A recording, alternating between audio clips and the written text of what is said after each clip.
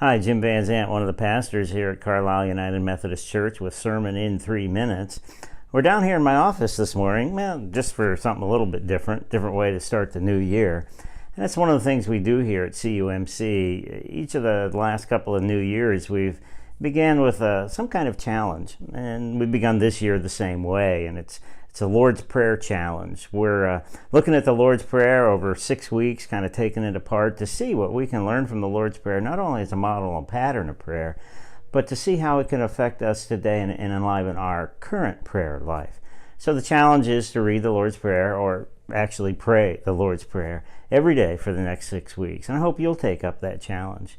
This past week, I had an opportunity to talk about the very first phrase of the Lord's Prayer, Our Father, who art in heaven, hallowed be thy name. We talked about why did Jesus start with that? Why did he start with the prayer with acknowledging that God is God and we're not? Kind of a hierarchy kind of statement to understand who God is and understand our place with God. You know, there are a few places around the world that I've been able to go to, and here in the United States, where I feel it's holy ground.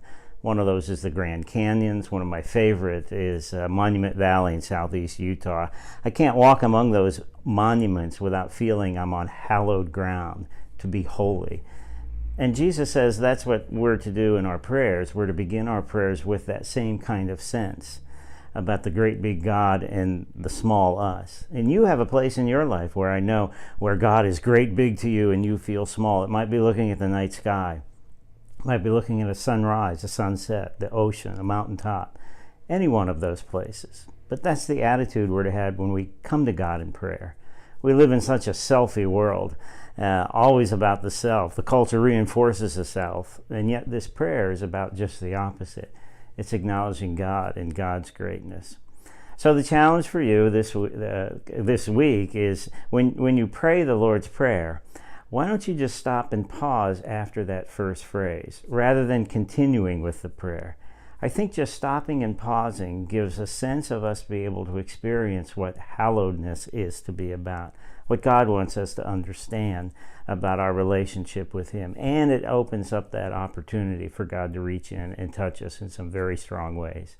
You know, I'm praying the prayer every day, but I'm a type A personality, and doing it first thing in the morning just doesn't work for me, mostly in my devotional life, because my brain, the way God made me, I'm just thinking about other things.